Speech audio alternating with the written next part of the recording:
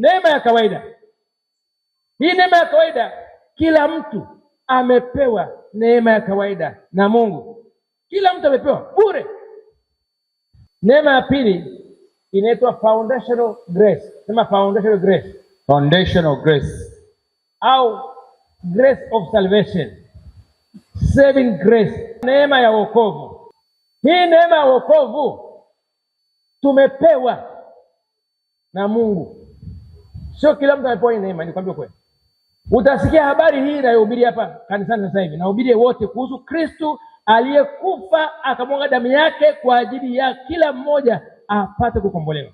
Biblia inasema kwamba Mungu hakupenda hata mtu mmoja apotee, bali wote wapokee toba ili waende mbinguni. Ndio mapenzi ya Mwenyezi Mungu. Lakini si wote waliopewa hii neema.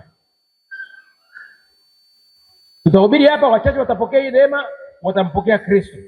Kumpokea Kristo ni kumsikia kwa masikio yako, alafu kumwamini kwa moyo wako na kumkiri kwa kinywa chako kwamba Yesu Kristo ni mwana wa Mungu. Yesu Kristo ni Bwana Mungu, ukamkiri. Alafu baada ya kumkiri ukampokea Roho Mtakatifu, ukapokea mwanga, ukaanza kujifunza, ukatembea katika njia zake. Kwa sababu huwezi kumpokea Kristo alafu ukaenda tena ukatembea katika giza.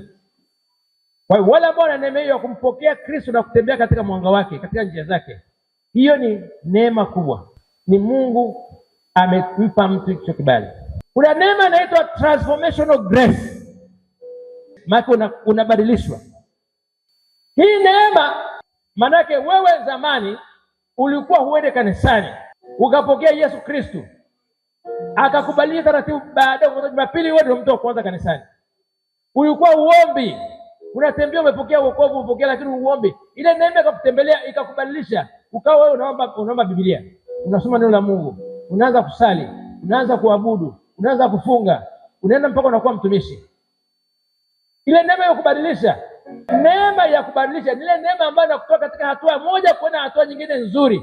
From great to great, from good to great. Hallelujah somebody. Amen. Neema inaitwa neema ya kutia nguvu. Empowering grace. Hii neema itie nguvu.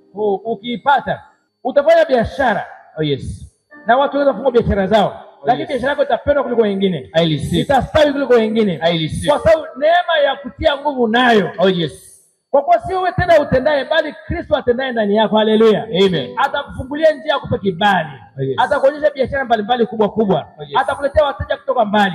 Anasema yes. Na watu watatoka mbali. Watakuletea dhahabu, watakuletea wafanya biashara. Oh yes. Watakuchagua kuwa mfanyakazi wao. Sema neema itoe nguvu. Mitume walimpokea Kristo, wakakaa wakaomba kwa kitu kimoja. Oh yes. Wakampokea Roho Mtakatifu katika siku ya Pentecost. Oh yes. Baada ya hapo wakaenda akahubiri. Oh yes. Siku moja amehubiri. Oh yes.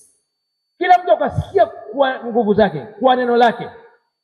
Kila walichokuwa nakisema, kila shida iliyokuwa na mtu ikatatuliwa kwa kile neno moja ambalo Petro alizungumza. Oh yes. Baadaye ilitokea nini? Biblia inasema wakaishi kwa kutegemea mafundisho ya mitume, namba 1, wakiumega mkate, namba 2, wakishirikiana kwa kila kitu kwa umoja wao, na hakuna hata mmoja aliyekosa.